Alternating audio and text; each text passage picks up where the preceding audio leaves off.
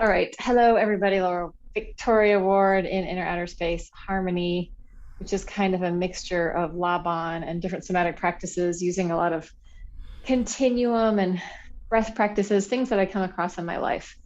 So I wanted to work with two things today that I have been kind of immersed in the past week. And one of them is just the rhythm of breath. And I've been doing a lot of different breathing practices, some of them online with Tim Vandervliet. He does all this, like, he's a disciple of Wim Hof or a whatever, student of Wim Hof. And yeah, he's in the Netherlands, or he's based in the Mm. Netherlands, usually he's Dutch. And then the other thing that I was doing was this developmental patterns, which comes from the Bartenieff work, Laban Bartenieff, and it's the developmental patterns that humans go through. So I want to play with both of those things today. And let's actually start by just going in and landing within ourselves. And the other thing I've been doing a lot of is non-dual meditation with a friend of mine who's a teacher and he has a channel, either Deconstructing Yourself or just Michael Taft. And so I'm doing a whole thing with him. I've got my own pod and all this kind of stuff. And I'm just realizing the crossovers in my training and in my embodiment movement that work really well with some of the cueing from the non-dual meditation.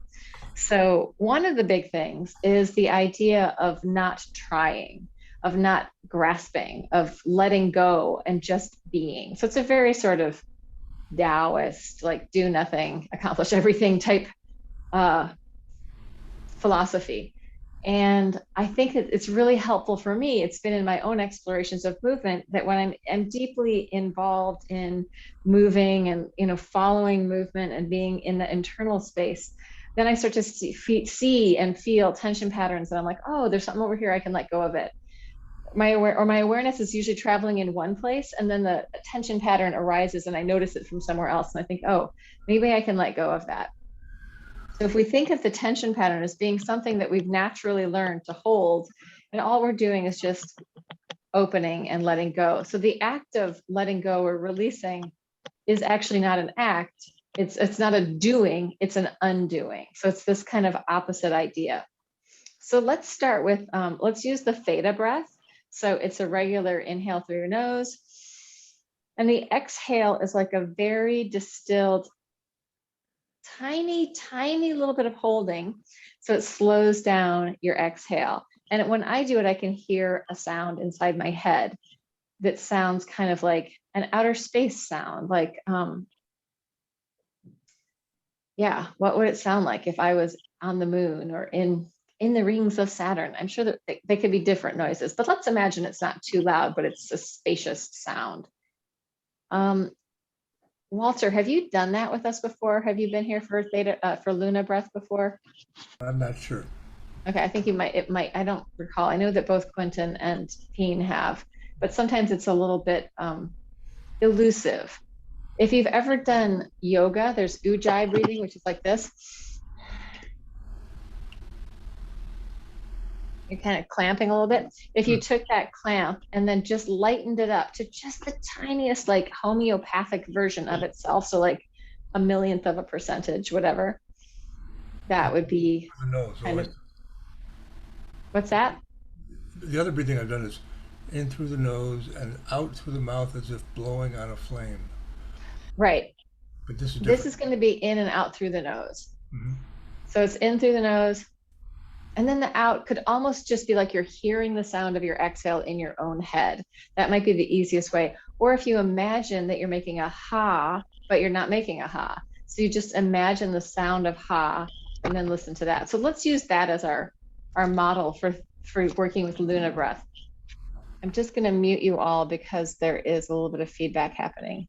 And you can always unmute whenever you need to say anything. So starting off with, let's do like a few rounds. It doesn't matter how long the exhale lasts. If it goes for a long time, great. If it doesn't, that's fine. If you need to just do resting breaths or not even think about breathing, that's fine too. So just for a few minutes and eyes closed or open. I'll probably open mine a few times just to check if anyone else is coming into the room.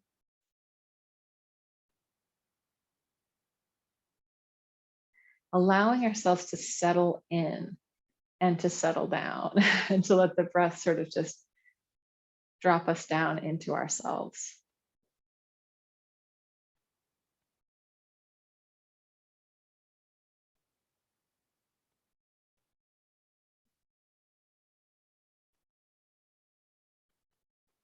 The Luna could almost just be that you're listening to the sound of the space between your ears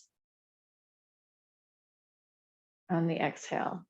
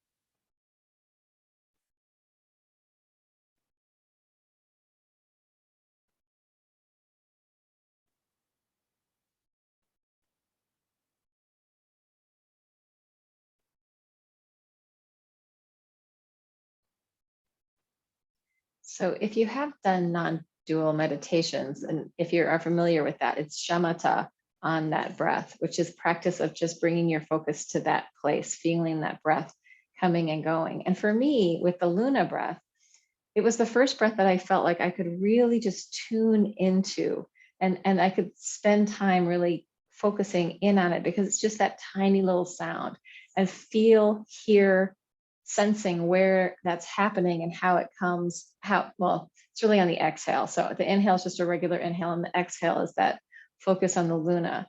Like I felt like that was one of the first breaths that for me, I was able to really tune into and become very present with, and without lots of other stuff going on. So really a specific sort of pinpointed, if we were in Laban, we'd say direct space focus. So working into that direct space. But now let's let go of that idea and let's allow our awareness to just go into indirect awareness, where it's aware of anything happening. It's aware of the sounds around you. If your eyes are open, it could be taking in what you're seeing around you, but a sort of global, open, wide open focus. In continuum movement, they talk about, they use an idea called open awareness, which is just noticing anything that arises. So let's just stay in that open awareness with eyes open or closed.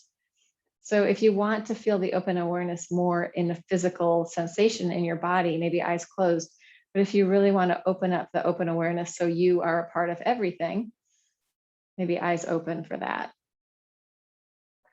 And just a few, breathing in any way where we're kind of aware of everything that comes in without grabbing onto it and sticking to it or flying away on a fantasy, just aware of all that's sort of happening around us and within us.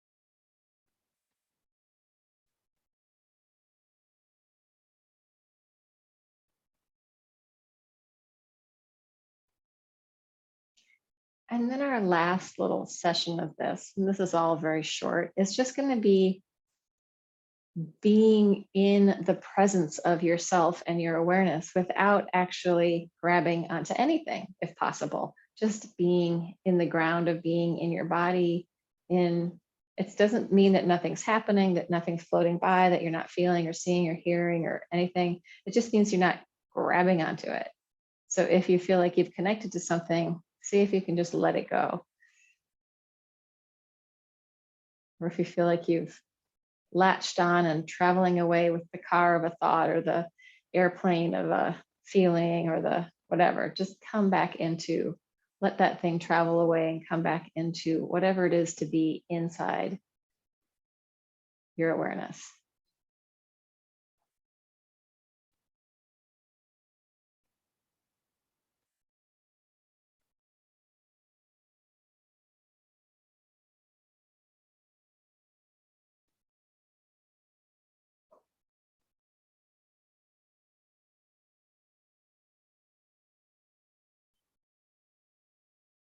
Letting go of doing, letting go of trying, letting go of grasping.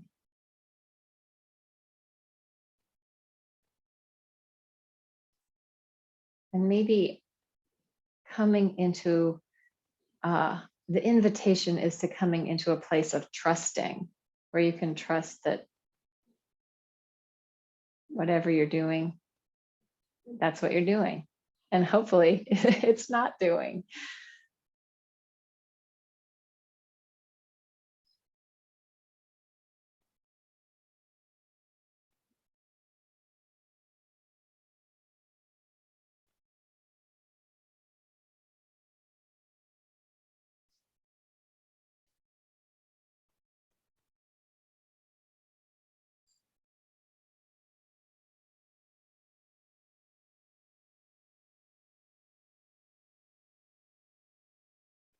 And then from that place, bringing the awareness back to the breath. So that from that place, you're going to start to just imagine your breath. Every inhalation, a slight growing, and every exhalation, a little bit of shrinking. So it's almost like you're a ball, and the ball is getting bigger on the inhale, a little bit smaller on the exhale. So it's this natural, deep, ongoing breath support. And from that feeling of growing and shrinking, you can invite movement in if that feels good. You don't need to lock yourself into stillness or anything like that. You can invite in any kind of swing, micro movement. Or maybe it's just the movement of the breath. Maybe it's just the growing and shrinking of the breath.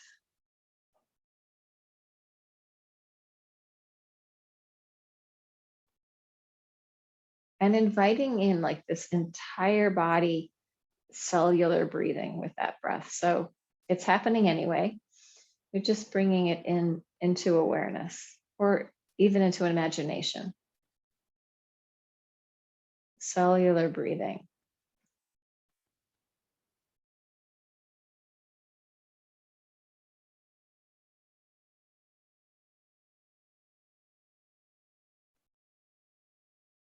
And in your cellular breathing, thinking of the 3 dimensions. So we have this up, down, we have a side, side, and we have forward, backward as well. So we've got this, and maybe bringing that into movement with your hands, just to play a little bit, that we have our vertical or up, downness, lengthening and shortening. And then we have our widening and narrowing.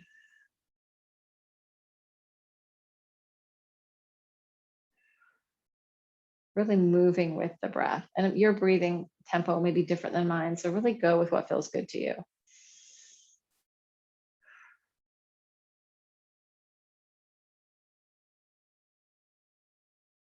And then finding the depth, the forward, backward, and thinking of the back as even going behind you. So it's not just breathing here, but it's breathing, bulging and hollowing forward and backward into space.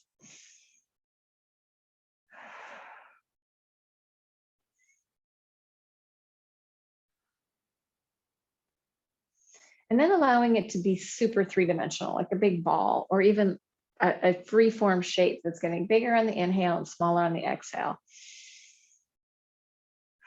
And finding some way in your body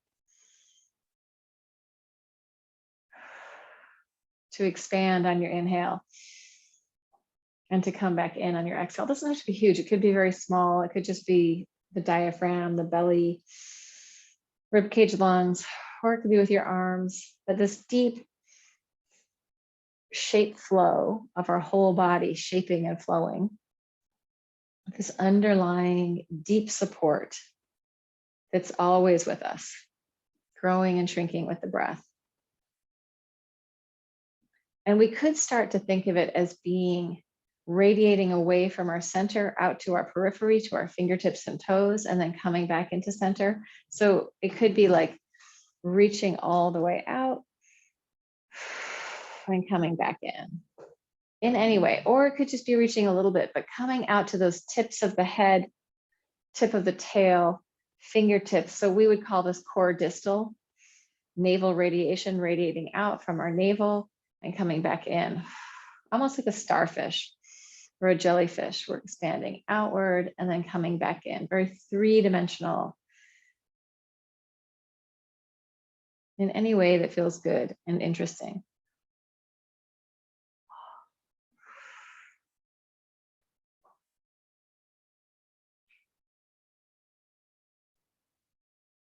And from that place, starting to really bring your awareness into the sense of head tail.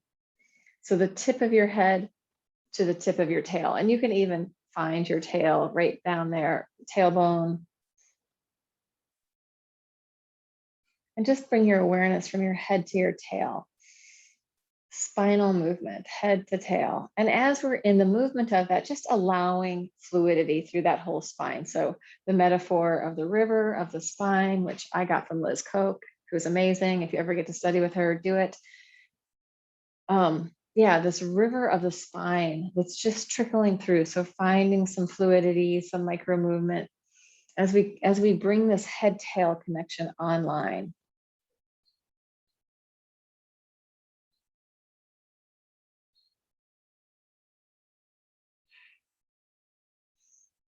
So we started with our breath support.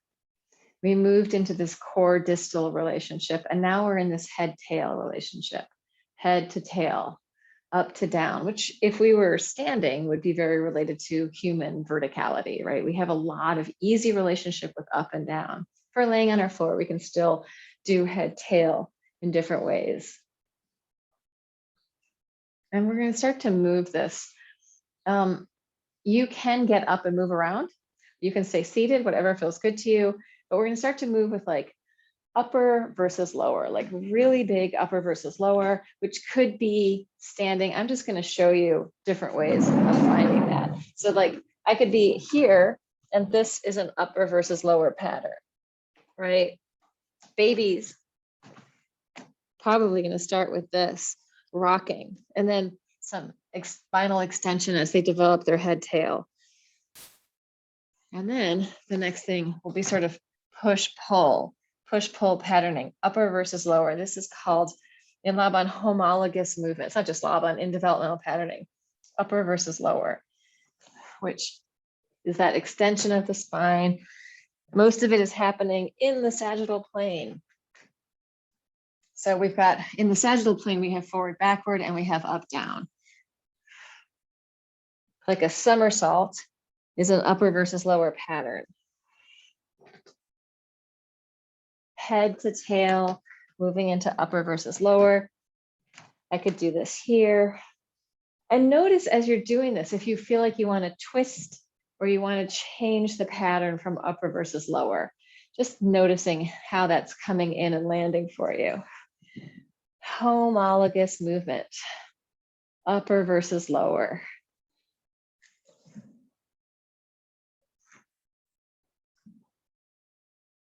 Lower body to upper body to lower body. Even this is an upper versus lower. Most crunches, upper versus lower. We're just going up to down. So now we're going to invite ourselves. I'm actually going to come back to seated for this. But you could stay standing, you could lay on your back. I will probably get on the floor in a minute, but we're going to do the next pattern, which is right versus left. So homolateral movement, as if we're split down the middle, like a lizard. Lizards have that side wiggle, right? So one side versus the other side. I can close one side, open, close, open. Or I could do this on my back on the floor with rolling. So I could roll from one side to the other. So this is a right versus left pattern. Homolateral, right side versus left side. I could keep rolling over. I could come onto my belly, and this is where babies start to, they've got their upper versus lower, then they start to be able to roll.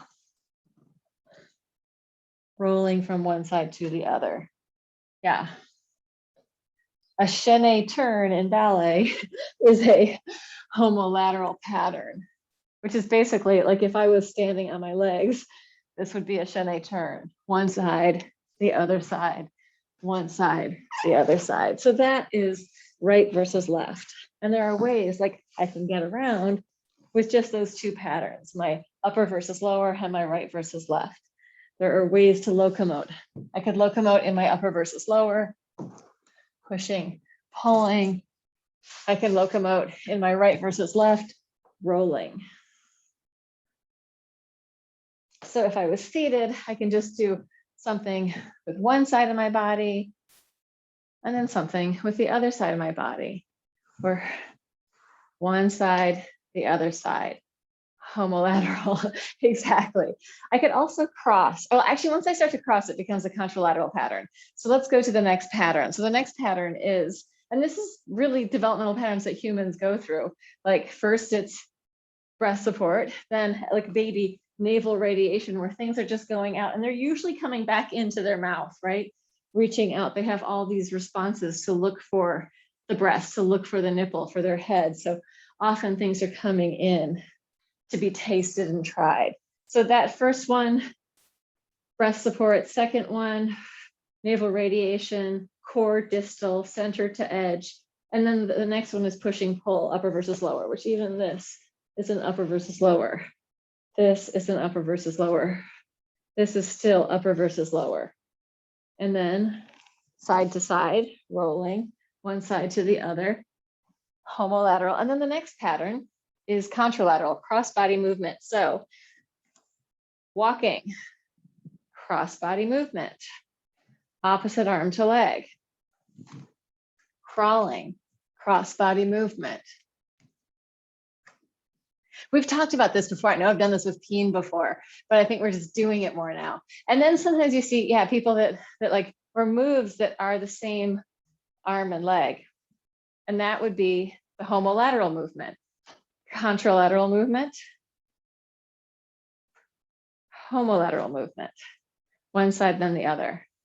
And this contralateral movement, which we can try in many different ways. So I could be on the floor, working across my body. Even sideways, I could still be cross body work. I'm adding my side roll, contralateral movement. I could, this is a contralateral pattern, opposite arm to leg. I could bring it in, reach. I could go out to the sides with that, but all of that is contralateral. Anytime I'm twisting, so contra, across, lateral, across the side. So anytime I'm twisting, this relationship between my shoulders and my hips, contralateral pattern. You can see that to that. If I stay in a block and cross, I'm doing the pattern with my arm and leg, but it's not going into my body, right? I could walk without any legs like this, and that's getting shoulders and hips. I could do it with both sides going together, or I can get more cross body. Anyway, are you enjoying it, Walter? Isn't it funny? Yeah. So yeah, those are the patterns. Let's come back in and have a discussion. Say hi to Abby, who has joined us. Hi, everyone. Thank you for letting me in. You're welcome. Quentin Dishroad, I can't wait to see this on YouTube. I know, it's so fun. I mean, and it feels funny, right? Like when you do certain things, there's suddenly a lightness that's bubbled up because it's funny.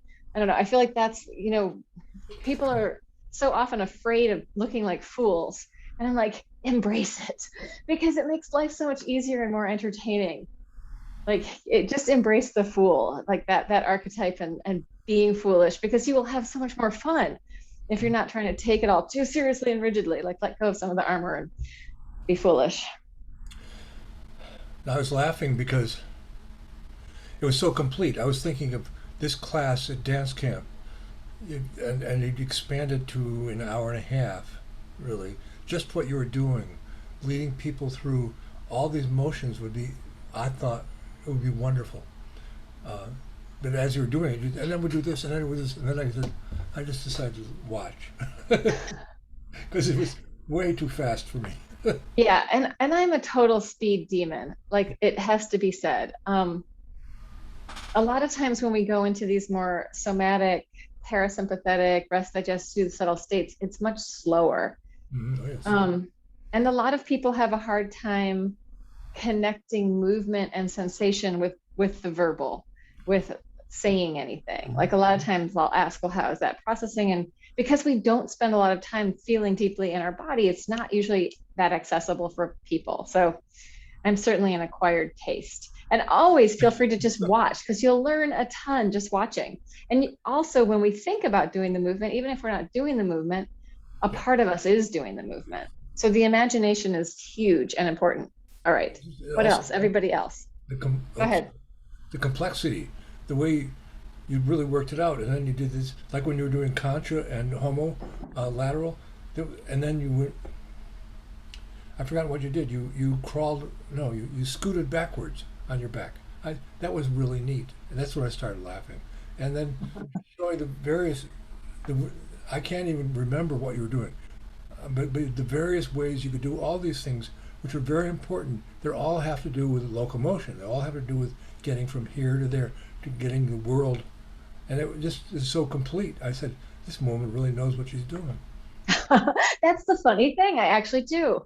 And, and and I mean, this isn't a system that I made up. This is a system that has been neurologically looked at, right? This is the way that our nervous systems are developing, like in movement, in what, and you can look at any baby and left to their own devices, these are the patterns they're going to go through.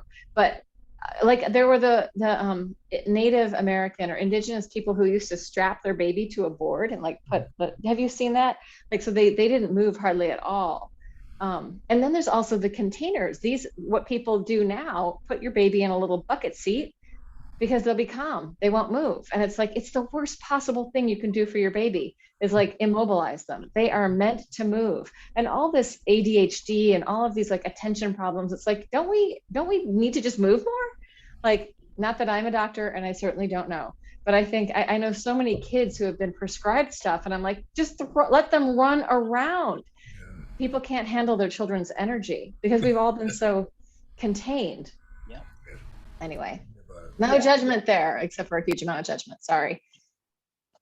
What else? In a private conversation, that you wouldn't have to say that with me because I agree 1,000%. I also look at it to extend that what you were saying is that most of these agrarian cultures where shamatha comes from, and the even back in even when the immigrants had come here and taken land from other people, the lifestyles dealt more with problems that were physically based, and their bodies were ready. Disease is an exception in some respects because the immune system has to relate to that disease before it can develop defenses. But generally, we didn't have problems where everything was sort of thought of abstractly in a sedentary sense. You have a problem, you get together with your family, you sit for a little while, but then you go out and do something about it. And most of the difficulty we have financially and otherwise, we're ruminating and sitting, or pacing. Our bodies want to be with us in the mind and body want to have some synchronization with what our difficulties are and our joy. When we're happy, we have no problem with wanting our whole body to feel joy. but when we have a challenge, it's like it's always in the head. It's interesting. I want to just cut you off on that for 1 second because I find when I have a challenge, I need to go and move. Like the only thing I can do to deal with that is to go take a pole class, go to ballet. And sometimes I'm doing that to not think about the challenge, right? Sometimes I'm going to go move my body so that I can like pretend everything's fine, especially like ballet class. Like I'm just going to be really intense and I'm going to do everything perfectly. Like that's so not, I'm going to deal with the shit.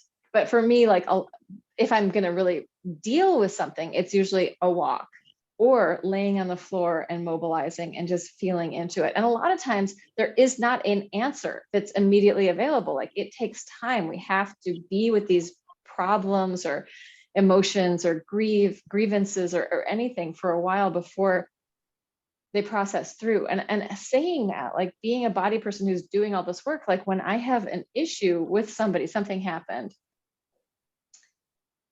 it's a huge emotional, physical action, and dealing with it can take an entire month.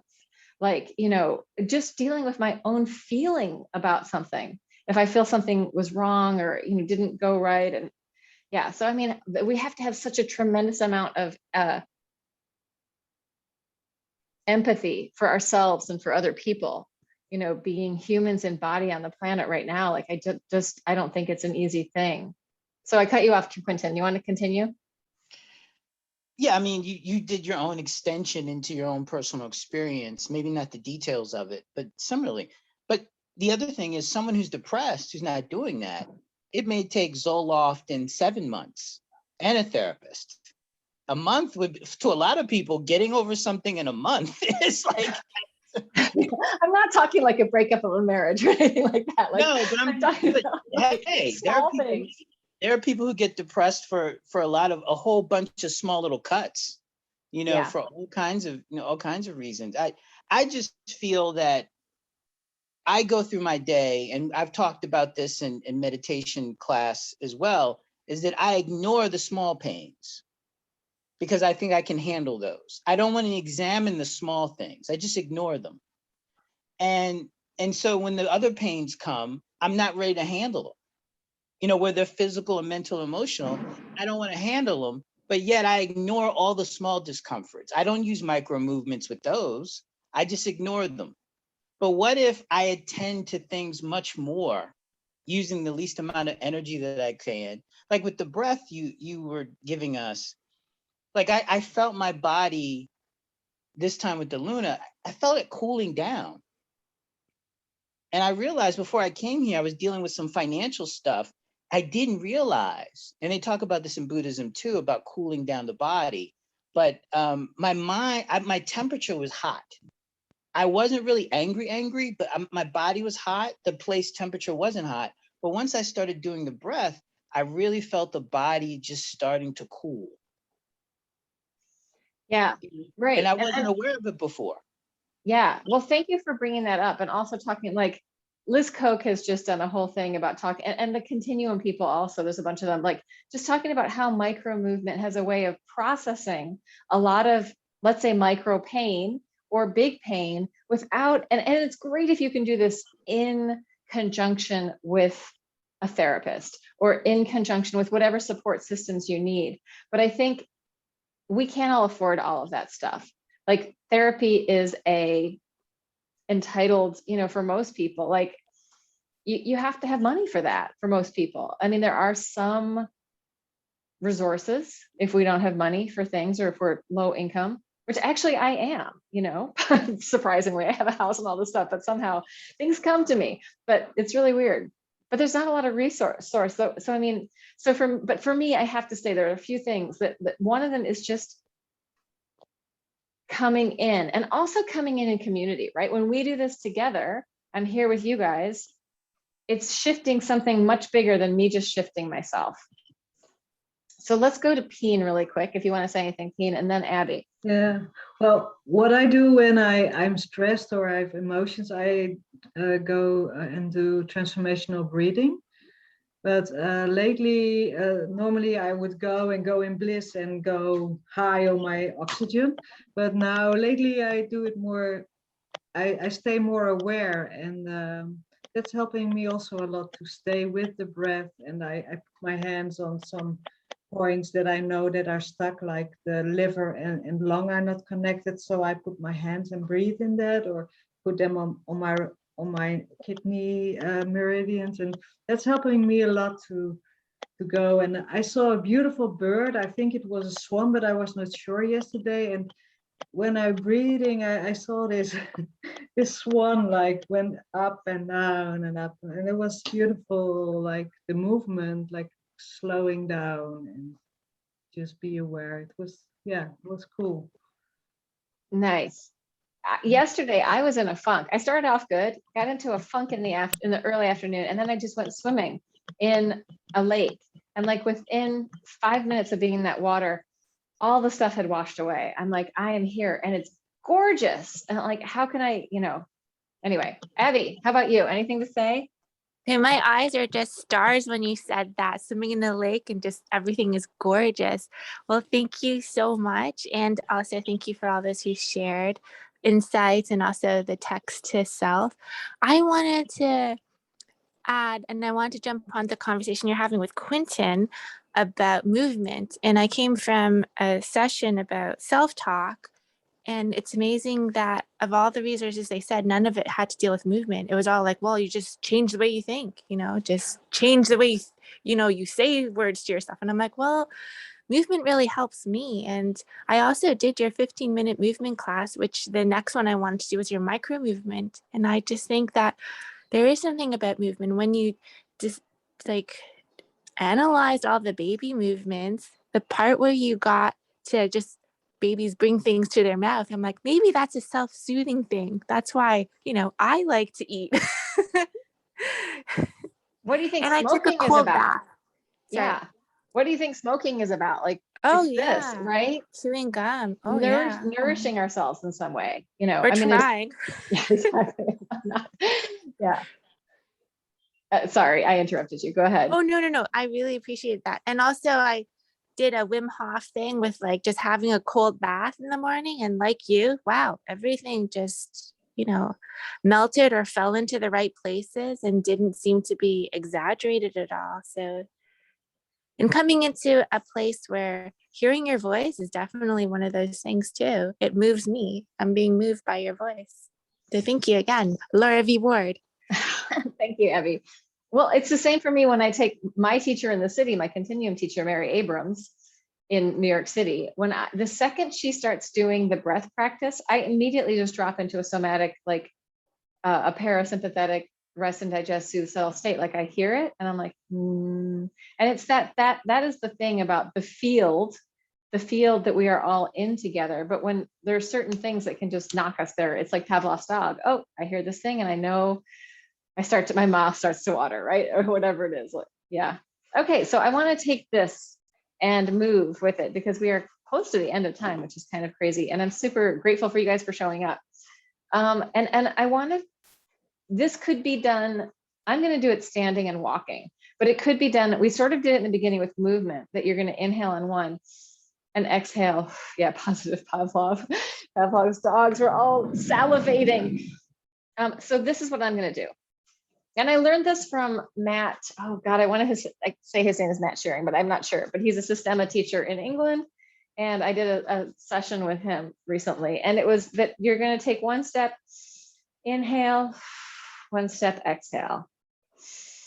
Inhale, exhale. And Walter, I feel like you could do this with any kind of movement, just finding the breath on one, inhale one thing, exhale the other, or just watch. So that, like I found when I was,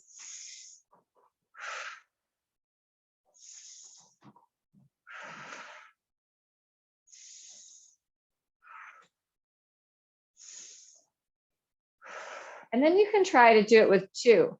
And it might be that you have like,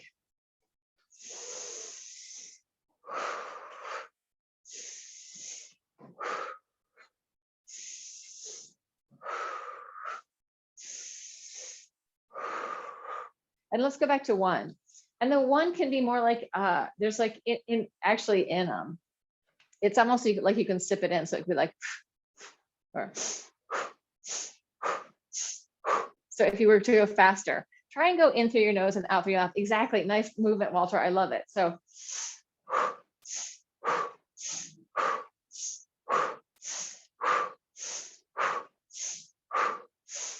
and then to 1, 2.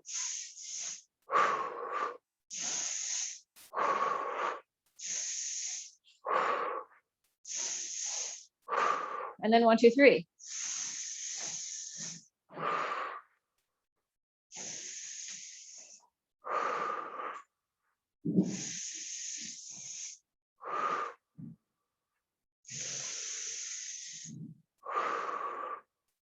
And then 1, 2, 3, 4.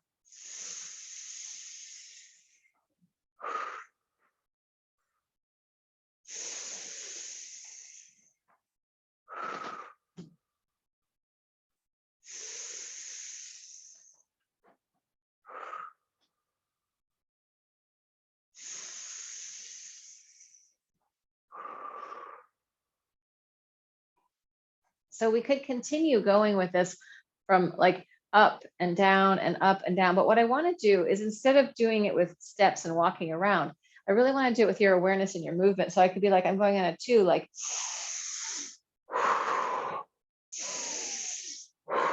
So I'm just using the count in my head, like 1, 2, 1, 2. And I've done stuff like this with a metronome before, but usually it was on the movement. So you decide. You can go with 1, you can go with 2, you can go with 3, you can go with 4, you can go with 5, you can go with 6, you can go all the way up to 10. So it could be.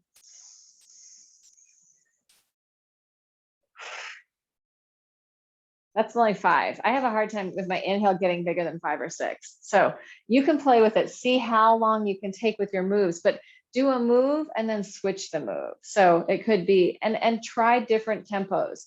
Try everything a few times so you start to see what it is.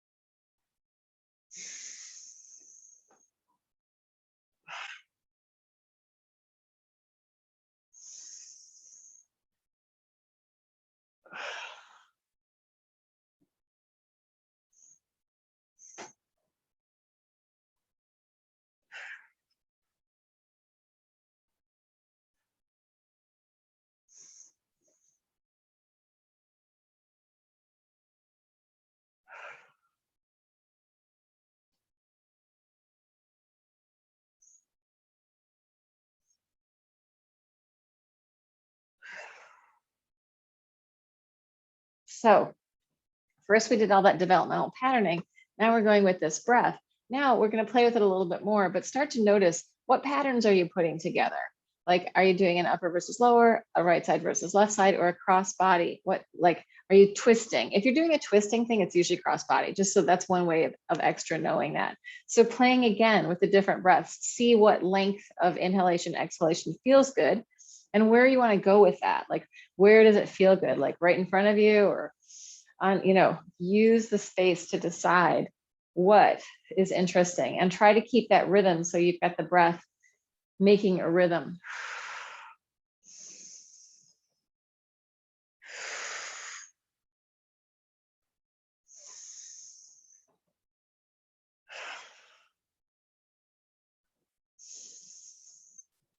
And the patterns may switch.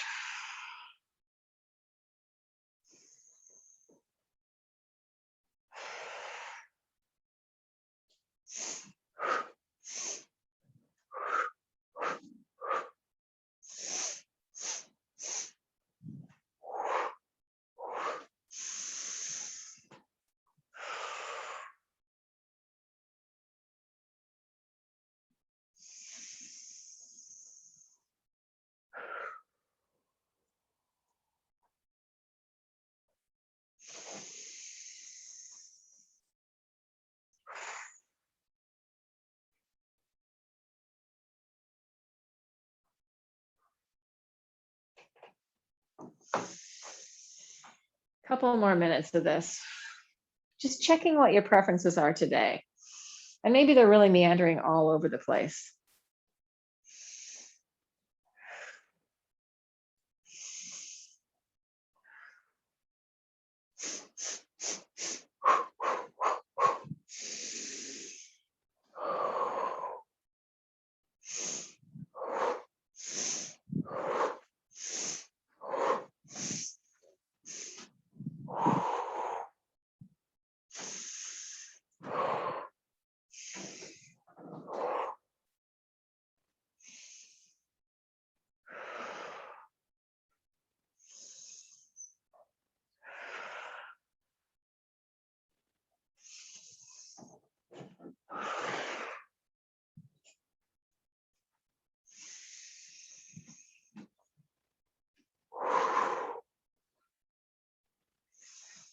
Then letting us bring it into a close, coming in together. And seeing.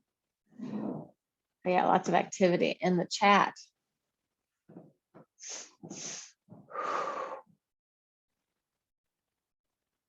Oh, cool. Yeah, so lots to play with. And I feel like that's I'm reading the chat, the great distracto in Zoom, the chat. But there's so many things to play with. And I feel like for me, this work isn't about locking into anything. It's about playing with things and finding out, oh, what's interesting? How does this move? How is this possible? What's interesting? What's delicious? What's new? One of the things with, especially the Laban work, it can be so exacting that people get into these sort of locked ideas, like it has to be like this and you're doing that.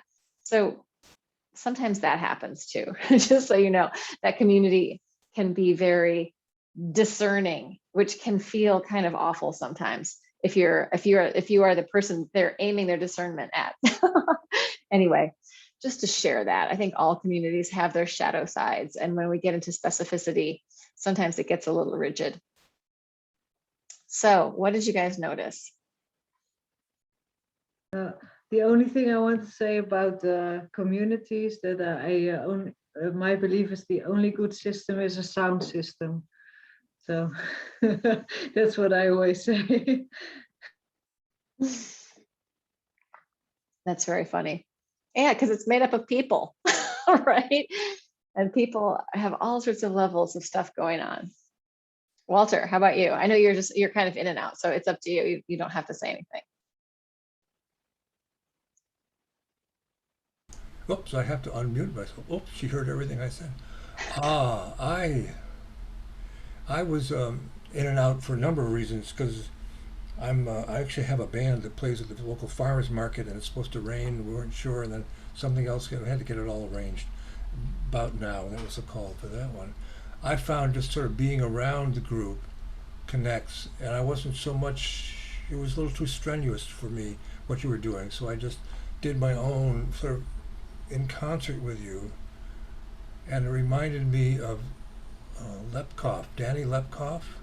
I did a class with him of these baby motions, getting back to that, and also something I took as a part of a Doctor of Ministry program called Kinesthetic Hypnotherapy and Trance Induction. When we breathe together, when you lead us breathing, you're entrancing us, you're hypnotizing us.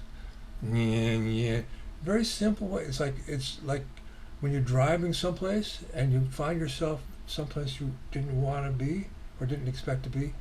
It means that going there, you put yourself into a trance, and then you just followed where the trance told you to go. But then I've done it where we have markers in our body. Like, do you have what do you want to work on? I want to work on that my husband's an asshole. Okay, well, find in your body someplace where it feels like that. And people say, oh, it's right there. And I say, okay, well, now, and they don't say a word. They say, when it moves, give me a signal, and they'll do a signal. And then they'll follow it around, and the body will be the therapy. The feelings, the very subtle feelings go through the body. This is what this all reminds, in a very compressed format. It's like the dark star, the neutron star is all what you were doing, but all of that was there. That's my impression.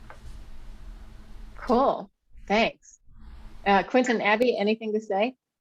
I wanted to say the next person I meet, I'm going to ask them, when was the last time you rolled down a hill? Because this has just been so fabulous in my body. So thank you. Yeah, you're welcome. I mean, if we, if we allowed ourselves to move when we felt like moving, what would the world be like? I mean, school wouldn't work. Most jobs would have to be different because we're not supposed to be sitting still all the time. Like it is the new smoking. Yeah, made to move. We are movement. But Walter, also want to go back to what you were saying. Always take it in, if it's just in your imagination or if you're watching, participate in a way that feels right to you at any time. I appreciate and acknowledge that you are doing that. Quentin, anything? Um, I I think that all of these things are incredibly important, and the body is since I learned so much since we began so many months and months ago. The thing I'll take away until I look at the video again is the interest that I felt in cooling down my body, and not realizing that maybe there are different levels of anger or irritation that I was feeling that I just wasn't consciously aware of. And then when I did that breath for some particular reason, oh, and also the homunculus stuff on the ground, I really felt my body was waking up that I didn't realize it was awoke. Uh, it makes me definitely realize that the caffeine that I ingest is definitely a drug, because when I was doing the homunculus, I felt that my body, the lower body, the upper body, they were waking up very differently than what I use when I drink my caffeine. You know, I think Yeah. I'm alert and I think I'm ready to go, and I'm irritated, but I'm focused and I'm in control. But when you're on that ground doing that movement, those baby movements, it's like a whole new part of the body is waking up differently. And Nice. the last thing really quick is that I hope when it starts in the fall, people will think about trying to ask people to find people to support them, because like you were taking the non-duality stuff, this stuff is practice is important, but always practicing alone is just not good. You really need to have someone to remind you, other than the time you with a teacher, of these incredible things that the body has in store for you. You need a Yeah. partner sometimes. Yeah. Well, I want to say what's so amazing to me, and why it's kind of important, like that Zen mind, beginner mind, to come to anything with like an openness. But anytime I'm in a movement thing with even with sometimes people who haven't taught very much are great teachers, because they come to it with different ideas that I wouldn't think of. So when I'm not saying that I enjoy every class I go to, and I almost never go to classes because I'm really picky about it. But I've had some little short things that people have led that were like, wow, that is so fresh and refreshing. And just we can be in someone else's idea of what a movement structure is, and it's like, oh, this is great, because if we really participate, there's so much richness to being in movement with other people, and like the way people, the metaphors that come up, the analogies, and the verbiage, the wording of things, the cueing for stuff is so interesting. So I feel like it's important, yeah, just sharing and spreading it. So anything I've ever taught you, feel free to share it and spread it with anyone ever, because it's always, I think it's just tools for being human. Yeah. All right. Well, I think we are finished our hour. Oh, we're exactly at 1. Go ahead, Peen.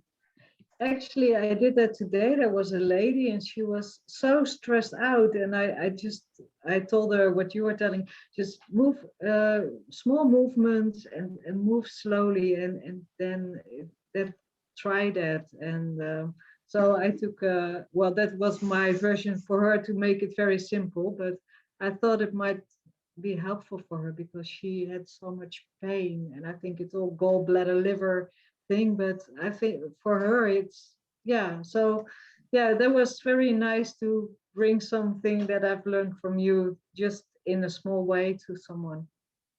Nice. Great. Excellent. So thank you everyone for showing up. Yeah. Thank you, Quentin. Thank you, Walter, Peen, and Abby. And hopefully see you next week. Yeah. Bye. Cheers. Cheers.